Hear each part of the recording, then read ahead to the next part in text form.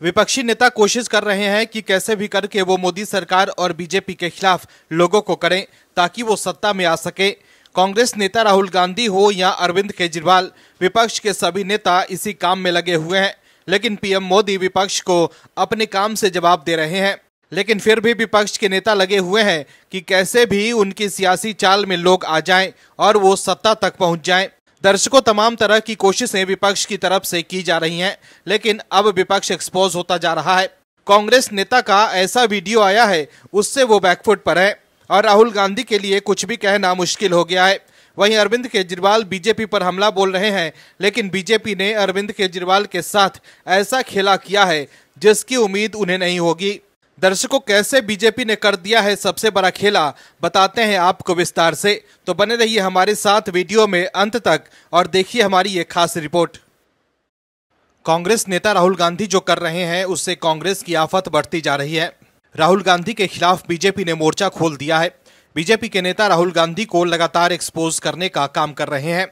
लोकसभा चुनाव के दौरान राहुल गांधी ने बीजेपी को लेकर दुष्प्रचार किया था, लेकिन अब उन्हें लेने के देने पड़ रहे हैं। अब वो लोग भी राहुल गांधी पर सवाल उठा रहे हैं जो कभी उनके परिवार के करीबी थे। राहुल गांधी सिर्फ देश की जनता के भीतर भ्रम फैलाते जा रहे हैं।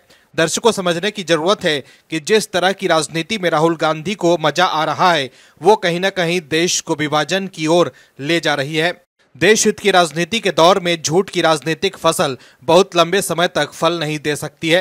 दर्शकों, समझने की जरूरत है कि राहुल गांधी को सिर्फ मतलब है अपने राजनीतिक लाभ से, भले ही फिर उसके लिए कितने ही अधिक विभाजन हो जाए या सामाजिक मतभेद हो जाए, लेकिन राहुल गांधी को तो सिर्फ सत्ता की मलाई खाने से मतलब है। लेकिन अब वो चौतरफा घिर गए हैं। दरअसल केंद्रीय गृह मंत्री अमित शाह ने कांग्रेस और राहुल गांधी पर जमकर निशाना साधा है। साथ ही वक्फ बोर्ड कानून को लेकर भी बड़ी बात कही। चुनावी रैली को संबोधित करते हुए अमित शाह ने कहा कि वक्फ बोर्ड कानून जो कानून है, इस वक्फ बोर्ड के कानून से बहुत सारी परेशानी है। इस कानून को शीतकालीन सत्र में सुधार कर इसे सीधा करने का काम करेंगे। केंद्रीय गृह मंत्री अमित शाह ने कहा कि इंदिरा गांधी, राजीव गांधी और सोनिया गांधी कांग्रेस की 3 पीढ़ियों ने सेना का सम्मान नहीं किया, वन रैंक वन पेंशन की मांग को पूरा नहीं किया। प्रधानमंत्री नरेंद्र मोदी ने वन रैंक वन पेंशन की मांग को पूरा किया। वन रैंक वन पेंशन का तीसरा वर्जन भी पीएम मोदी ने लागू कर दिया है। अब नई तनख्वाह के साथ पेंशन मिलेगी। उन्होंने कहा कि कांग्रेस नेता राहुल गांधी अमेरिका में जाकर आरक्षण समाप्त करने की बात करते हैं। उन्होंने कहा कि बीजेपी ओबीसी और एससी आरक्षण को खत्म नहीं करने देगी।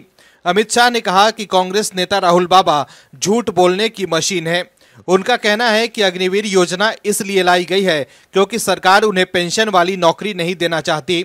अग्निवीर योजना सिर्फ हमारी सेना को जवान बनाए रखने के लिए बनाई गई है। मैं आपसे कहना चाहता हूं कि अपने बेटों को सेना में भेजने से पहले संकोच ना करें। हर अग्निवीर को पेंशन वाली नौकरी मिलेगी। वहीं अमित शाह द्वारा राहुल गांधी पर किए जा रहे प्रहार को लेकर तंज कसते हुए प्रियंका गांधी वाड्रा के करीबी रहे आचार्य प्रमोद कृष्णम ने राहुल गांधी पर निशाना साधा। आचार्य प्रमोद कृष्णम ने केंद्रीय गृह मंत्री अमित शाह को सलाह देते हुए कहा है कि अभी उन्हें राहुल गांधी पर हमले नहीं करने चाहिए। प्रमोद कृष्णम ने कहा कि अभी Rahul Gandhi Hezbollah chief Nasrallah की मौत पर दुखी हैं। आचार्य प्रमोद कृष्णम ने कहा कि हमास की बर्बादी पर भी राहुल गांधी बहुत दुखी हैं। नजदीकी लोगों पर हमले का समाचार आता है तो वो दुखी होते हैं, इसलिए अमित शाह को राहुल गांधी पर हमला नहीं करना चाहिए। आचार्य प्रमोद कृष्णम ने यह भी कहा कि अभी हरियाणा का चुनाव बहुत सही चल रहा है। अगर राहुल गांधी हरियाणा चले गए तो हुड्डा जी की मेहनत को बर्बाद कर देंगे। हरियाणा में चुनाव नवरात्र के समय पर है और दुर्गा माँ भी उनके साथ रहेंगी जो उनकी बात करता है, और राहुल गांधी हमेशा दुर्गा माँ का अपमान करते आए हैं। तो देखा आपने कैसे राहुल गांधी के खिलाफ बीजेपी हमलावर है। दर्शकों, पूरा देश जानता है कि पीएम मोदी जब तक हैं तब तक चैन और सुकून की नींद है। नहीं तो कांग्रेस के दौर में जनता सोचती थी कि घर से निकले तो कहीं आतंकी घटना न हो जाए। कांग्रेस नेता के वीडियो वायरल होने से कांग्रेस मुश्किल में फंस गई है। दर्शकों, बीजेपी से मुकाबला करने के लिए कांग्रेस के नेता जनता को खूब लालच दे रहे हैं कि उनके झांसे में आकर लोग कांग्रेस को वोट दे दें। कांग्रेस को लगता है कि फ्री की घोषणाएं कर वो चुनाव जीत लेंगी। दरअसल कांग्रेस के पास ना तो कोई नेता है और ना ही कोई नीति। बीजेपी के पास पीएम मोदी जैसे लोकप्रिय नेता हैं जो एक दिन में चुनावी माहौल को पलट सकते हैं, लेकिन कांग्रेस के लिए राहुल गांधी ऐसा नहीं कर पा रहे हैं। लोकसभा चुनाव के दौरान हम सब ने देखा था कि कैसे राहुल गांधी चुनाव जीतने के लिए जनता को 8500 रुपए अकाउंट में देने का लालच दे रहे थे। अगर वाकई राहुल गांधी के पास देश को चलाने की कोई नीति होती तो उन्हें खटाखट 8500 रुपए देने की बात कहने की जरूरत नहीं पड़ती। वहीं कुछ लोगों ने 8500 के लालच में कांग्रेस को वोट तो दे दिया, लेकिन चुनाव के बाद वो पैसे मांगने कांग्रेस के दफ्तर पहुंच गए थे। ऐसे में ये साफ हो गया कि कांग्रेस राहुल गांधी के भरोसे नहीं रह सकती है। तो वहीं हरियाणा चुनाव में भी कांग्रेस खूब ऐलान कर रही है। कांग्रेस के 40 पेज के घोषणा पत्र में लोगों को 25 लाख रुपए तक फ्री इलाज और महिलाओं को हर महीने 2000 रुपए देने का वादा पार्टी ने किया है। इसके अलावा सतलुज यमुना लिंक नहर से किसानों को पानी लेने का वादा किया है। वहीं इससे 7 दिन पहले दिल्ली में कांग्रेस ने हरियाणा के लोगों के लिए 7 गारंटियों की घोषणा की थी, लेकिन अब अपने नेता की वजह से कांग्रेस घिर गई है। दरअसल हरियाणा विधानसभा चुनाव प्रचार के बीच एक बार फिर कांग्रेस नेता का विवादित बयान सामने आया है। इसका वीडियो सोशल मीडिया पर वायरल हो रहा है। वीडियो में करनाल के घरौंडा विधानसभा क्षेत्र से कांग्रेस उम्मीदवार वीरेंद्र राठौर चुनावी रैली के दौरान जनता से ये कहते नजर आ रहे हैं कि मैं कुनबों के हिसाब से नौकरी लगवाऊंगा। मुझे पता है कि ये काम हिमालय चढ़ने जितना मुश्किल है, लेकिन मैं हिमालय चढ़ने के लिए हिम्मत रखता हूं। उन्होंने घरौंडा के बीजेपी उम्मीदवार और निवर्तमान विधायक हरविंदर कल्याण को चेतावनी देते हुए कहा कि अक्टूबर में जब सरकार बनेगी तो हैफेड विभाग की सभी फाइलें खोली जाएंगी। वीरेंद्र राठौर ने कहा कि सभी मामलों की कान मरोड़ कर जांच कराई जाएगी। उन्होंने कमिश्नर को धमकी देते हुए कहा कि जो डेपुटेशन पर दिल्ली से यहां आया है वो भी दिल्ली जाने की तैयारी कर लें। वीरेंद्र राठौर ने कहा कि कमिश्नर मंडी में जाकर किसी का भी खाता खुलवा देते हैं।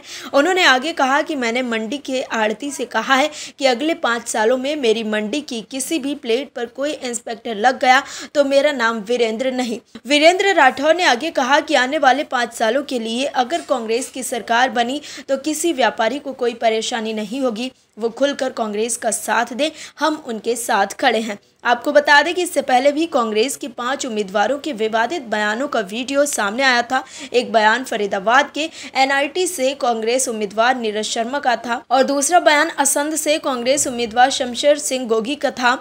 तीसरा वीडियो नीरज शर्मा का था। चौथा बयान फरीदाबाद से कांग्रेस उम्मीदवार लखन सिंगला का था। 5वां विवादित बयान होडल से कांग्रेस उम्मीदवार प्रदेश कांग्रेस अध्यक्ष उदय भान ने दिया था। दर्शकों, हरियाणा चुनाव के दौरान जिस तरह से कांग्रेस के नेताओं के विवादित बयान के वीडियो वायरल हो रहे हैं, उससे कांग्रेस एक्सपोज होती जा रही है। ऐसे में हरियाणा में कांग्रेस को इसका खामियाजा भुगतना पड़ सकता है। आम आदमी पार्टी को लगातार झटका लग रहा है। आपके मुखिया अरविंद केजरीवाल के जेल से बाहर आने के बाद भी आपके नेताओं को उनके नेतृत्व पर भरोसा नहीं है। आपके नेता समझ गए हैं कि भ्रष्टाचार के मामले में जेल जाने के बाद अरविंद केजरीवाल की छवि खराब हो चुकी है और अब लोग अरविंद केजरीवाल की बातों पर भरोसा नहीं करते हैं। लोग समझ गए हैं कि अरविंद केजरीवाल जो अन्ना आंदोलन के बाद राजनीति में आकर ईमानदारी की बड़ी बड़ी बातें करते थे, वो अब आलीशान शीश महल में रहते हैं और शराब घोटाले के मामले में जेल की हवा खा चुके हैं। वहीं उन्हें जमानत तो मिल गई है, लेकिन सुप्रीम कोर्ट ने जो शर्तें लगाई हैं उससे उन्हें सीएम पद से इस्तीफा तक देना पड़ा।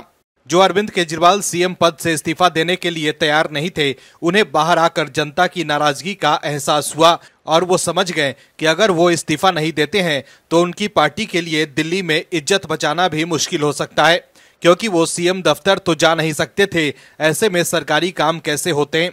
लेकिन अब उनकी पार्टी के नेताओं का उनसे मोह भंग होता जा रहा है। अभी हाल ही में दिल्ली में आपके पार्षदों ने बीजेपी का दामन थामा था, तो वहीं अब आपके लिए एक और बुरी खबर आई है। दर्शकों, अरविंद केजरीवाल हरियाणा जाकर कह रहे हैं कि हमारी मदद के बिना कोई सत्ता का सुख नहीं ले सकता। हरियाणा में जीत को लेकर वो इतने आश्वस्त हैं कि वो कह रहे हैं कि हम बनाएंगे हरियाणा को नंबर 1। लेकिन तमाम बयानों के बीच ये सच है कि हरियाणा में आपके नेता अरविंद केजरीवाल का साथ छोड़ते जा रहे हैं, क्योंकि आप हरियाणा के नेताओं को पता चल गया है कि अब अरविंद केजरीवाल की नीतियों और योजना में कोई दम नहीं है। और लोगों को पता चल गया है कि अगर हरियाणा में आपको मौका दिया तो यहाँ भी यही भ्रष्टाचार का खेल खेला जाएगा। दरअसल हरियाणा विधानसभा चुनाव से पहले आम आदमी पार्टी को तगड़ा झटका लगा है। फरीदाबाद से उम्मीदवार प्रवेश मेहता ने पार्टी को अलविदा कहते हुए हजारों समर्थकों के साथ बीजेपी का दामन थाम लिया है। हरियाणा आम आदमी पार्टी को झटका देते हुए पार्टी के फरीदाबाद उम्मीदवार प्रवेश मेहता सत्तारूढ़ बीजेपी में शामिल हो गए हैं। मेहता फरीदाबाद के सांसद और केंद्रीय मंत्री कृष्णपाल गुर्जर और हरियाणा बीजेपी के वरिष्ठ नेता विपुल गोयल की उपस्थिति में फरीदाबाद में बीजेपी में शामिल हुए। विपुल गोयल विधानसभा चुनाव में फरीदाबाद से बीजेपी के उम्मीदवार हैं। बीजेपी में शामिल होने के बाद आप उम्मीदवार रहे प्रवेश मेहता ने कहा कि मैंने बीजेपी इसलिए ज्वाइन किया कि मैं देख रहा था कि ये चुनाव हो रहा है या कोई युद्ध। मैंने कहा कि ये न हो कि मेरे लड़ने से फरीदाबाद की जनता कोई गलत फैसला ले ले। फरीदाबाद को सुंदर बनाने के लिए मैंने विपुल जी का साथ देने का फैसला किया है। वहीं विपुल गोयल ने एक्स पर पोस्ट करते हुए कहा है कि आज पुरानी अनाज मंडी ओल्ड फरीदाबाद में आयोजित एक विशाल जनसभा के दौरान माननीय केंद्रीय राज्य मंत्री कृष्णपाल गुर्जर जी की उपस्थिति में फरीदाबाद विधानसभा से आम आदमी पार्टी के प्रत्याशी प्रवेश मेहता अपने हजारों समर्थकों के साथ भारतीय जनता पार्टी में शामिल हो गए। गोयल ने लिखा कि मैं प्रवेश मेहता जी का भाजपा परिवार में हार्दिक स्वागत और अभिनंदन करता हूं। गोयल ने कहा कि मेहता के बीजेपी में शामिल होने से फरीदाबाद में भगवा दल मजबूत होगा। गोयल ने कहा कि बीजेपी के प्रति लोगों का प्यार, विश्वास और उत्साह ये स्पष्ट करता है कि फरीदाबाद से बीजेपी की ऐतिहासिक जीत निश्चित है और पार्टी राज्य में तीसरी बार सरकार बनाएगी। तो देखा आपने कैसे आम आदमी पार्टी के उम्मीदवार ही अपने हजारों कार्यकर्ताओं के साथ बीजेपी में शामिल हो रहे हैं, लेकिन अरविंद केजरीवाल कह रहे हैं कि वो भी हरियाणा में मजबूती के साथ खेल में बने हुए हैं। Bureau report OMH news. और भी वीडियोस देखने के लिए चैनल को सब्सक्राइब करें और बेल आइकन को दबाएं।